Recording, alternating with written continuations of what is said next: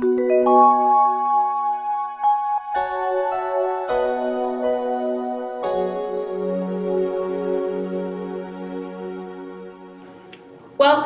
everybody. This is the first in our aging series. And the first thing I want to say is that we are videotaping the presentation part of these. My fantasy is that we will be able to put these programs up on the yearly meeting website so that other meetings can use the content. Meetings that might not have the resources that we have to put on a series like this. So each program will have a presentation part, a discussion part, and follow-up queries or queries to guide the discussion. We will not be taping the discussion part so that people feel free to share their stories. So this program is on the transition to retirement. I'm Susan Hoskins. I am a clinical social worker. I was the director at the Princeton Senior Resource Center for 17 years, and I'm now the director of the Friends Foundation for the Aging. So I'm passionate about aging and helping people through the second half of life. The second half of life involves a lot of transitions, but I also think it's important that we understand that when we talk about aging, we're not just talking about death and dying, and that's why I chose to start with retirement. Our grandparents looked forward to retiring and collecting Social Security for a few years before they died. When Social Security was established, the expected lifespan was 62 to 65 years. Our parents expected to retire at 65. Some were forced to retire at that age or earlier, and a few worked into their 70s. I must note that throughout the generations, many could not retire because they didn't have the savings. They expected to live to 80 at best and were surprised when they lived into their 90s. I think all of us know people who have experienced that today. Today, we know that we are very likely to live into our 90s, my generation, which could mean 30 years of active living beyond this traditional retirement age. Some people think that the term itself should be retired. I like to think of it as another life transition, much like having children and children leaving the nest. It's helpful to remember that transitions are both a time of ending and a time of beginning the next chapter, a mixture of happiness and grieving. Both need to be honored. This is big. It involves a change of identity, of relationships, and activities. The in-between can be the toughest. But it's important to remember that we have navigated transitions before and developed coping skills for doing that. Some people have suggested that, much as we advise our kids, we take the first year as a gap year to be gentle with ourselves and give time to find the right path. Most of us think of this chapter as one of active engagement. Learn, volunteer, work, travel. It's a time when we can engage in activities we have dreamed of, but not had time for. 44% of boomers today envision a phased transition, with more self-employed people, 68%, expecting to continue working. For some of us, the timing of this transition is of our own design. We pick a date and plan for it. For others, it may be imposed. An employer closes a division or imposes a mandatory retirement policy. Physical health limits our ability to do the job, or a family member needs care. Several people I know hit a technology ceiling. I just don't want to learn this new system. Others work longer than they should because they haven't saved enough or they're scared of what might lie ahead. For the rest of this program, we're going to assume you can stop working full-time at your current job or that you already have, and that you're ready to do some planning. Many of us fear the prospect of retiring as our identity is defined by a long career and it has kept us busy, possibly too busy for other interests. It's critical that post-career years are spent doing something that matters. Just remember that planning not to retire is not a retirement strategy. These are the areas we'll cover: financial, lifestyle, health, family, work, and leisure. I recently heard an author on happiness say that the 4 key elements of happiness are social. We need interaction with family and friends. So how will you replace the friends and social interaction you had at work? Structure. We need a reason to get up in the morning, a plan for the day. Stimulation. We want to keep learning new things. Story. We need to be a part of something bigger than ourselves, something we could not do alone. And I think those 4 parts of happiness apply very neatly to retirement.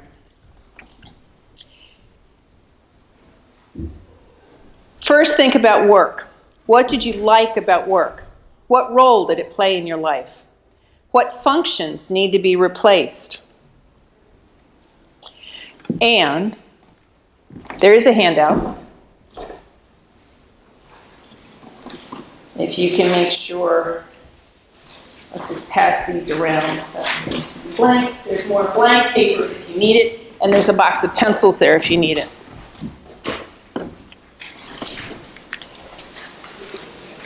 While you're passing those out, I just want to say that most people think that retirement planning is about a financial plan. And there are all kinds of seminars. Come to the free dinner so you can plan your retirement, and all they want to talk about is finance. Plus, you feel like there's a heavy sell job on buy my product or my path to retirement. But a good financial planner will first ask, what do you want your lifestyle to look like? And the lifestyle people will say, well, how much money do you have? So you kind of feel like you're in a catch-22. But I think it is really important to think about how you want to spend your time. So everybody has a piece of paper. Hopefully everybody has a writing implement. This is your first exercise. Draw a large circle on the back side of your paper, on the clear side, big like a clock, okay? And divide it up into pie sections for how your ideal life would be apportioned. And on the front side with the printing, it gives you clues of the areas that you might want to think about. Work, family, leisure, travel, study, volunteering. So divide up your pie so that you represent how much time you want to spend in each of those things. How you would like it to look going forward.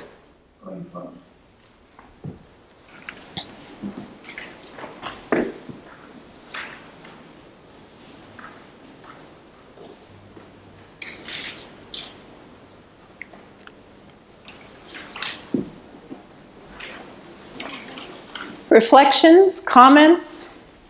What do you notice when you look at your plate? Life is good. Life is good. I'm grateful. I found it interesting telling that I forgot the leisure. And I'm not sure how I can even, how I visualize what leisure is. Good point. So what she said was, I forgot to include leisure, and I'm not sure what that would look like.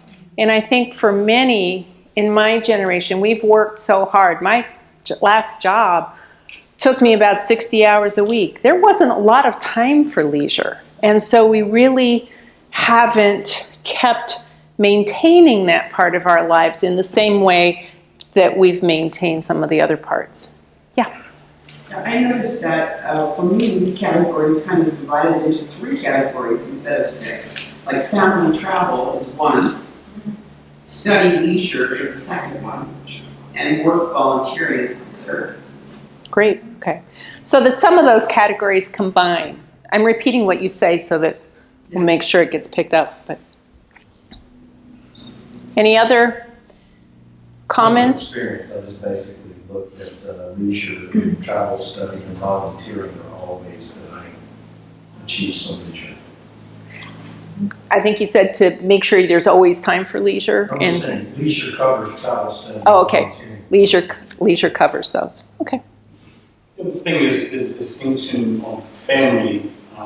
If there's only two of you, many of these activities are going to be done together, so that family thing is very flexible. If you have children and they don't have children, then it's maybe narrow. They don't want to see you all that often. Whereas if they have grandchildren, they want to see you and you want to see them, and so it may be double or triple the time that you were anticipating. So there has to be, I think, some flexibility, and also it depends upon if you're looking at work and there are projects that you get involved in that are very rewarding that may take over to some of the other things. So there's it has to be fluid.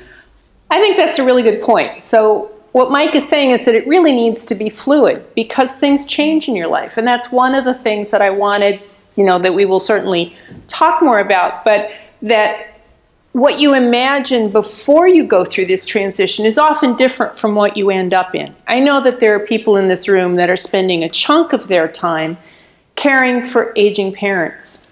And that may not have been what you thought your plan was going to look like. And then that chapter ends and suddenly you have time that you didn't have before. As you say, you may have children who have been pretty independent and now there are grandchildren and they say, hey, can't you come over and babysit? But each of us also has a different combination of factors. Some of us have children who live quite far away and we're not going to run over there on Tuesday and babysit. Others of us live with our grandchildren. So,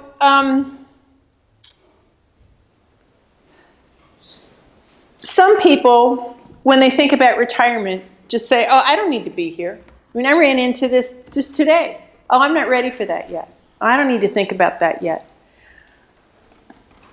I just can't wait to retire and hit the golf course.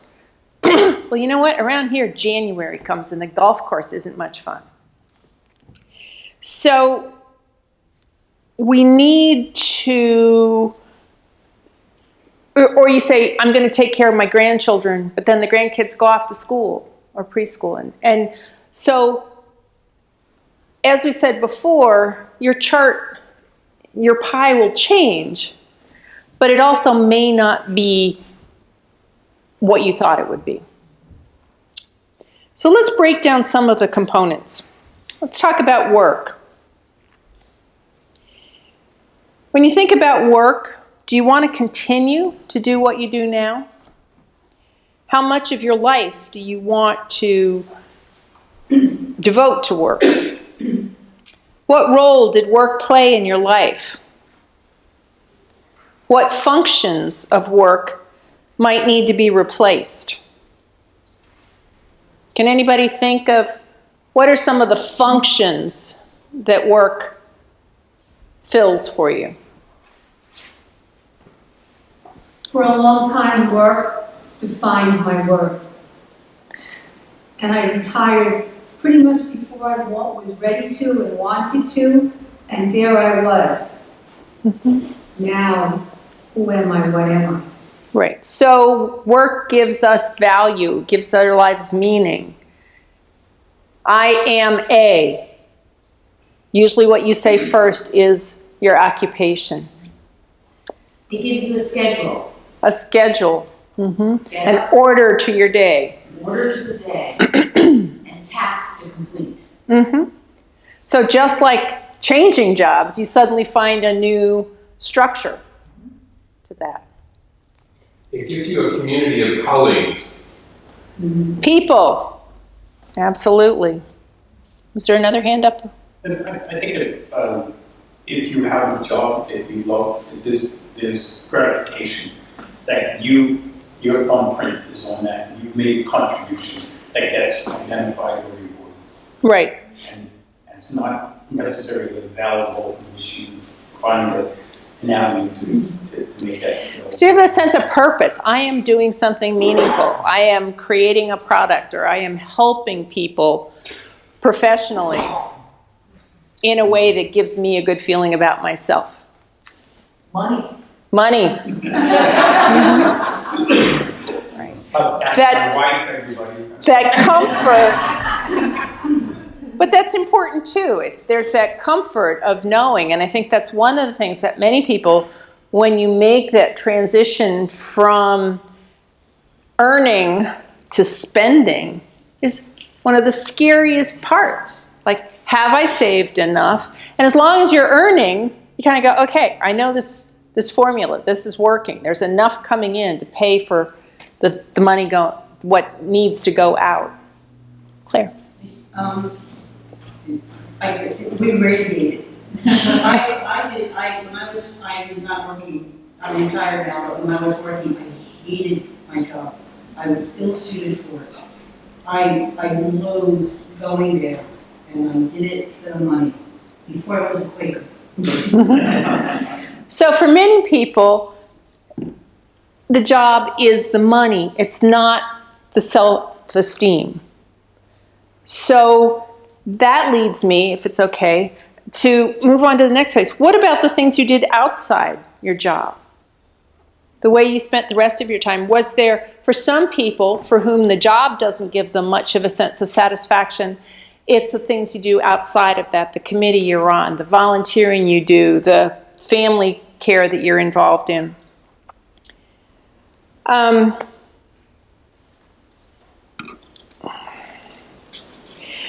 So when we're thinking about work and thinking about whether to take that great leap, you ask yourself, do you want to do what you're doing now? How much of the time? Does your profession have an option for part-time work? And this is one of the things that some people find, like if you're an attorney or even a therapist, you can say, you know what, I'm going to work 4 days a week instead of 5. I'm going to work 2 days a week instead of 5. And you can scale back that way while maintaining that professional identity. Is there something I've always wanted to do, but I haven't been able to? Does it use skills I have, or do I need other skills? Does it make sense to go to school at this point to learn those skills? So an example of that might be someone who's had a career in teaching, who decides to use those skills as a teacher to start teaching in the VITA program so that people learn English language skills. Many people who were laid off during the Great Recession found they could not get hired in their current occupation. Some took jobs for less pay, while others became entrepreneurs and started their own businesses or switched to consulting. These are often referred to as encore careers. So if you're interested in pursuing that idea, that's on your reference list. Encore careers, what to do. I think my dad was a really good example of someone who kept remaking himself. So he started out as a carpenter's assistant, and worked for 10 or 15 years as a carpenter. And then he got tired of being in unheated buildings in the winter. He'd fallen off a ladder on the ice. Said, that's it, I'm not doing this. Got a job working in a lumber yard, selling building materials, and then transitioned into the hardware department of that lumber yard. David, there are handouts here if you want to pick one up. And then, when he retired from the hardware store, he started volunteering for Habitat for Humanity in Trenton. And for 10 years, he was the go-to guy on that Habitat project. He was the one that, they'd have volunteer groups come in on Saturday and work, but those volunteer groups were doing their other important things during the week. My dad was the one who would go and meet the building inspector on a Tuesday morning so that they could get the okay to move ahead the following weekend. My dad, who many of you knew was not the greatest communicator in the world, was often tasked with running a crew of 10 volunteers. But he kept at it because it was really important to him for people to have homes. And then when he moved to Pennswood, he started being the guy to go to if you needed your chairs repaired or caned. And for the rest of his life, up until the last couple of years, he would work in the shop caning chairs. And I think he did a beautiful job of transitioning his skills all the way along. And he loved nothing more than being invited to come over and help us work on our house, or going out to visit my brother and work on the house. Gave my mother heart failure to see him on a roof at 90, but he was happy.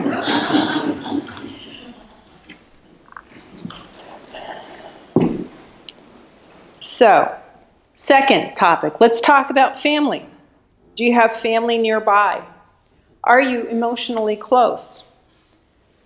What's the family culture around being together? Do you have dependent children or parents? One thing many boomers did not count on was that their primary occupation in early retirement years would be caring for aging parents.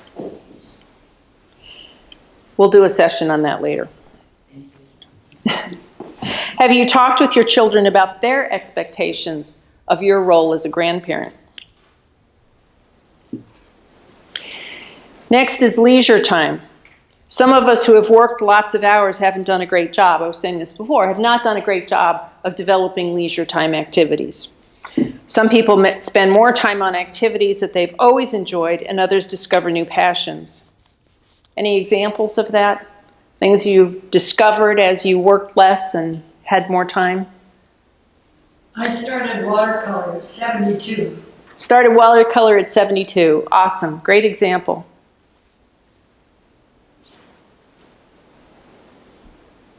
I was miserable. I was lost, I was miserable. And what happened for me was I cared for my mom for like 20 years intensely at the end, as she declined. And my life was caring for my mom. And when she passed away, I just became miserable. And then I became You became a Quaker, and we filled up all your leisure time. Yeah. I started taking Spanish classes at the community college. Mm-hmm. Great example. I became a writer. Became a writer, and you have books coming out soon. Honing my genealogy investigative skills. Absolutely. I hope to have time to join you on that one. But exploring your family genealogy. And the meetings. And the meetings. Just fascinating. So another part of this is also to ask yourself, where do exercise and fitness fit in? Every bit of research that I've read, when they try to boil down what are the keys to healthy aging, what are the keys to keeping your mind sharp, what's the key to avoiding depression and loneliness and isolation, it all comes back to social interaction, exercise, and proper eating. So, as some of you mentioned, travel is often a part of leisure time or a part of family time, but it's a good idea to ask yourself if travel is a part of your plan. What has been your past experience? Do you want to go abroad? Do you want to plan your own trip or go on a group tour that someone else takes care of the details? With family or friends or alone or as a couple? Long or short trips? How are you with driving, flying, taking a bus? It may make sense to plan the most physically demanding trips first, and it can help to talk to friends about their experiences. One of the things I became aware of as I work with older adults is it's really easy at this point in my life to keep saying, I'll retire later, I'll retire later. But I watched more and more people as that window, that really active window, is 65 to 75, maybe 80. And I saw people lose that window or compress that window to the point where, the 10 places you want to see in the world just don't fit in a year and a half. Travel, of course, will also impact your budget.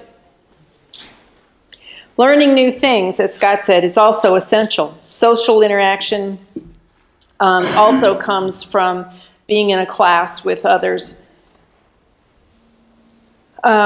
Other research shows that people who were the most fulfilled in retirement were those who intentionally lived outside their comfort zone for part of the time, for a period of time.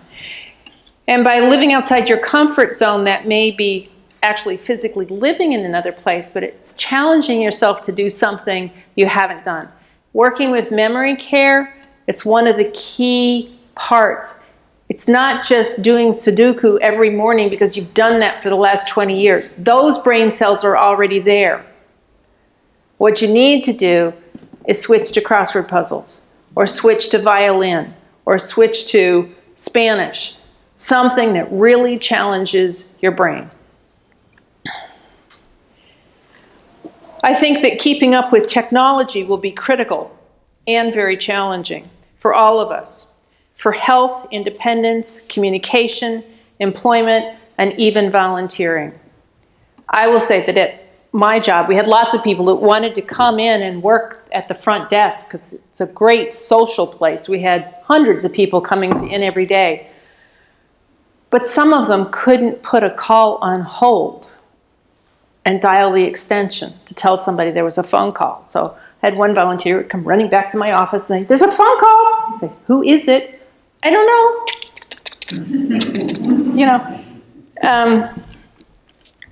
But we all see a lot of technology, things like Alexa, being developed now that I think have tremendous potential for helping us age in place.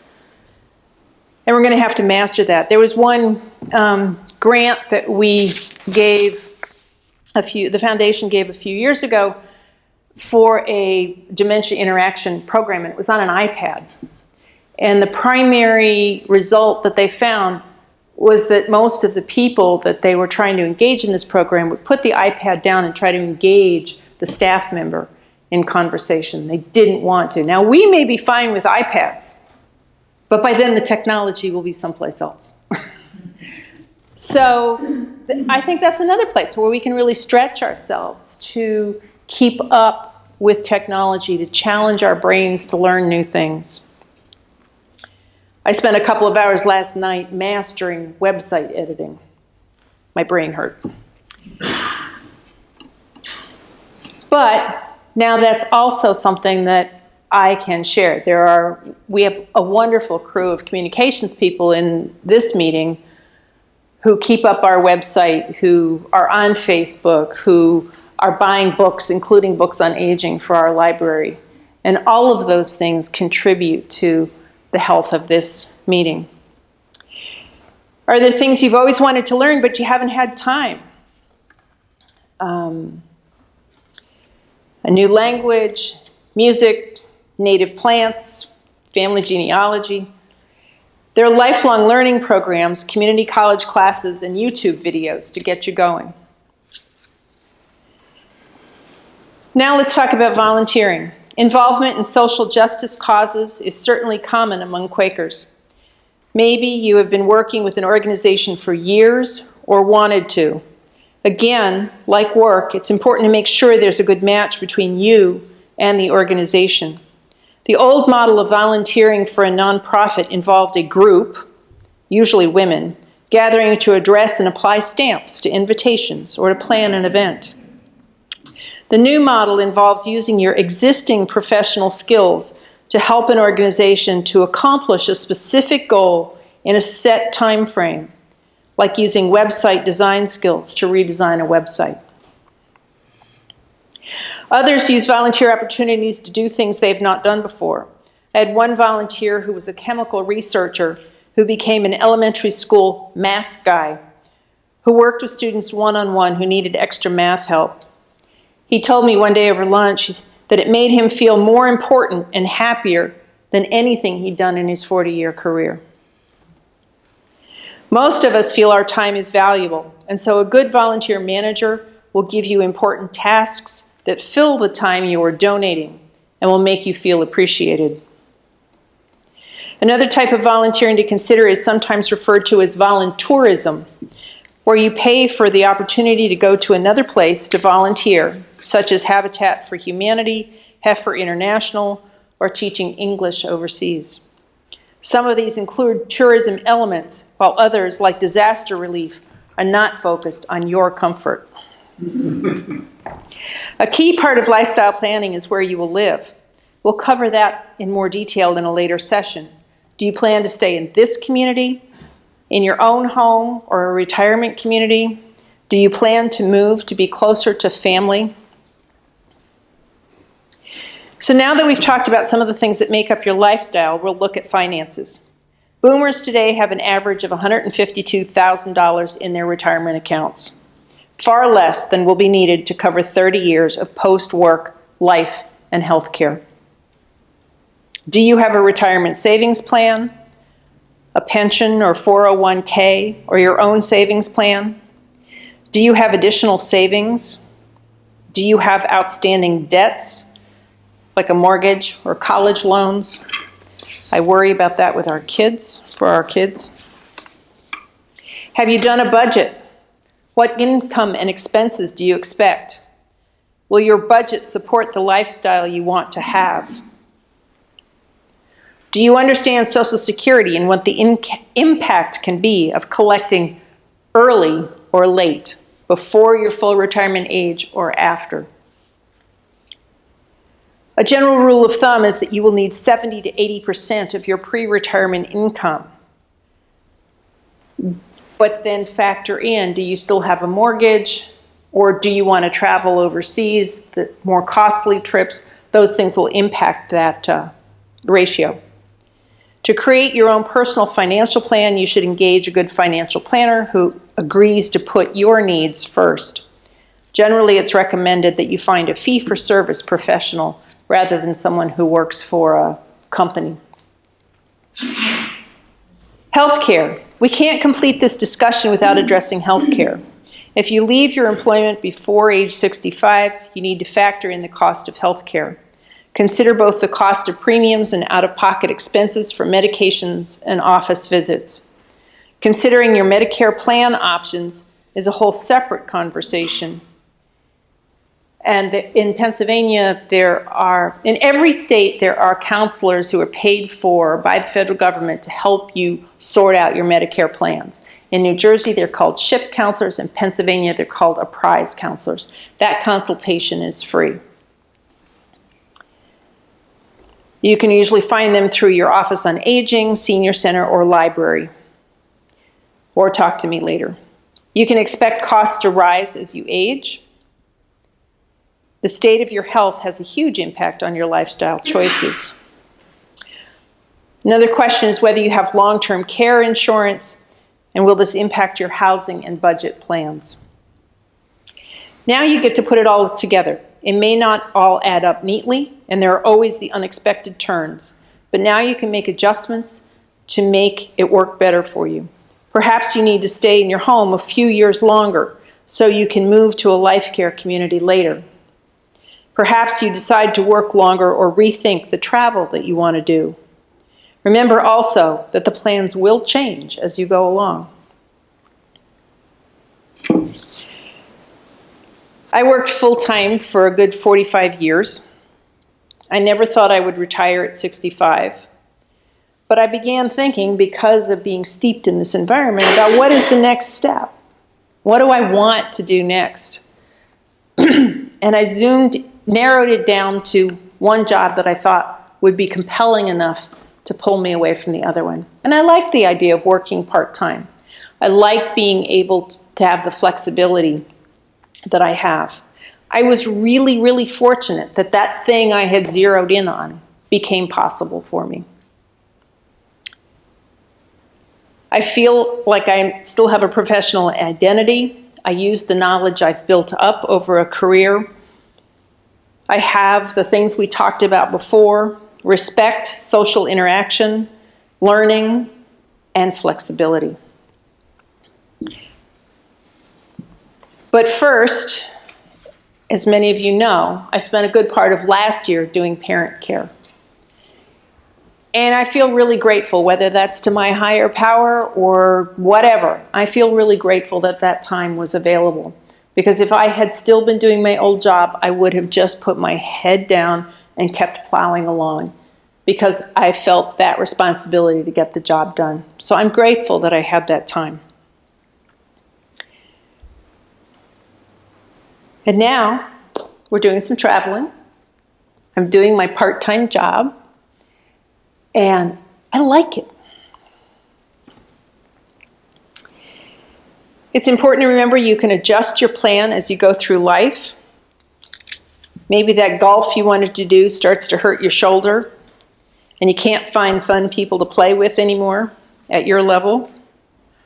Maybe health affects you or your partner. Many people who have made this life transition will say that they love it.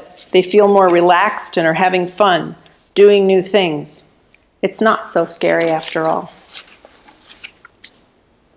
So, there are lots of materials out there on retirement. This is the kind of book, it's called The 5 Years Before You Retire, that talks mostly about that financial plan, but it has some good basic information on things like Medicare and Social Security as well. This one is called Transitions, and it is talking about the transitions all throughout life. So if this transition is a challenging one, this is a good book for looking at. Like I said, you've been through transitions before. Maybe it was a divorce. Maybe it was having your child go off to college. But you figured out how to navigate that. So we go back and we look at that and say, well, what did you do then? What worked? You probably tried some things that didn't work, so don't do them again. But what are the things that... The author of this one is William Bridges, and the author of this one is Emily Birken, B-I-R-K-E-N. And I'm sorry, I have a feeling I did not put these on the reference list that I gave you. The reference list on the resources on the back side of your paper are some other places that you can go to, again, relying on you having some technical skill. They're websites.